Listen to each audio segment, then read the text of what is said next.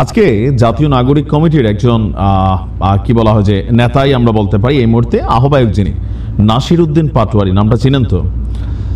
এমন এমন বক্তব্য তিনি দেন, তার এই বক্তব্যে ভাই মানে গাছের আগুন মাছে, মাছের আগুন পানিতে মানে দৌড়াদৌড়ি করে। বাংলাদেশের জনগণ এই মুহূর্তে বোঝে যে আসলে লড়াইটা চলছে বিএনপি বনাম বৈষম্য বিরোধী, কারণ ইস্যুগুলা নিয়ে শুরু হয়েছে।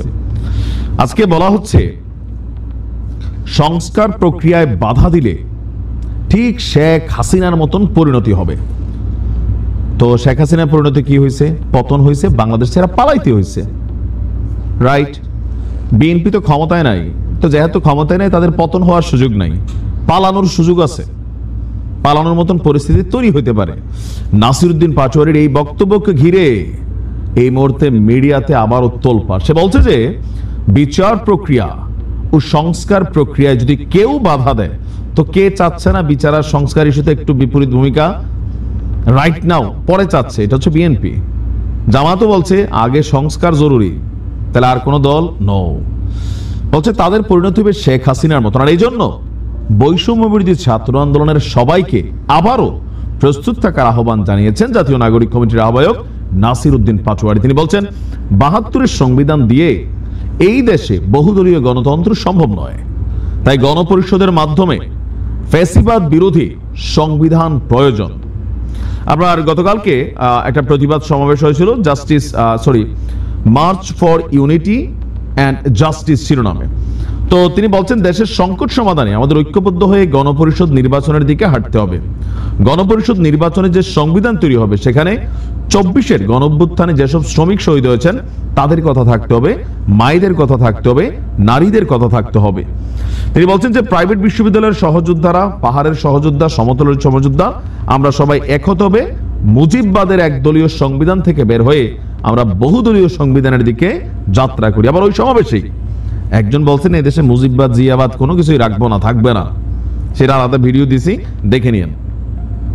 ইভেন আপনার প্রক্লেমেশন অফ জুলাই, সেটার গুরুত্ব তারা তুলে ধরেছে। তারা বলছে যে বৈষম্যমুক্ত নতুন বাংলাদেশ বিনির্মাণে যে কোনো ষড়যন্ত্র মোকাবেলায় সবাইকে ঐক্যবদ্ধ থাকতে হবে। আর আপনার আমরা যদি দেখি যে মানে এই মুহূর্তে এই যে বক্তব্যগুলো আসছে একের পর এক, পোলাপেন মানুষ, শরীরে রক্ত গরমের কারণেই তারা কিন্তু পারছে। আবার এই সমাবেশ থেকে আরেক ছেলে বলছিল ১৭ বছর কই ছিলেন, খাটের তলায় লুকাইছিলেন, আমরা বুলেট খাইছি, খাইয়া আপনাদেরকে আজকে এই কথাগুলো বলার সুযোগ দিচ্ছে। আবার বিএনপি বলছে ২০ দিনে তোমরা কি সব করে ফেলছো? ১৭ বছর বিএনপির নেতা কর্মীরা জেল খাটছে, মামলা খাইছে, হামলা খাইছে, তোমরা তখন ছাত্রলীগের সাথে বৈশা সিঙ্গাড়া খাইছো, সমোসা খাইছো, হ্যাঁ পেপসি খাইছো, তোমরাও তো এগুলা করছো। পরে দিয়ে তোমাদের কোটা আন্দোলন থেকে পিছনে পিছনে পিছনে পিছনে ব্লা ব্লা ব্লা এন্ড সরকার পতন।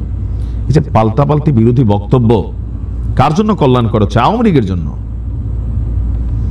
দিন শেষে সমীকরণটা এরকম হইলেও আমরা আশ্চর্য হব না যে কখনো বিএনপি রাজপথে নামলে পরিচয় দিয়া হোক, পরিচয় না দিয়া হোক, ছাত্রলীগ, যুবলীগ, আওয়ামী লীগ নামবে। বিপরীত টিমটাকে জামাত এবং বৈষম্য বিরোধীরা একটা টিম, কিন্তু কোথাও না কোথাও সবাই এটা আমরা দেখছি, বুঝতেও পারছি। সো এইভাবে পাল্টাপাল্টি অবস্থান নিলে বা বিএনপিকে টার্গেট করলে বা বিএনপিও যেভাবে টার্গেট করছে, আমি দেখছি যে একটা রক্তক্ষয়ী সংঘর্ষ হবে এবং এটা অনিবার্য হয়ে উঠছে সামনের দিকে। যে পরিস্থিতিটা আমরা দেখছি দুই পক্ষ থেকে, যদি রাজপথে নামার ঘোষণা দিয়াই বসে, আপনি দেখবেন যে ওই দিন আসলে কি হয় বাংলাদেশে। এখন কোন পথে আসলে যাচ্ছে, হঠাৎ করে পরিস্থিতি কেমন ঘোলাটে হয়ে গেছে।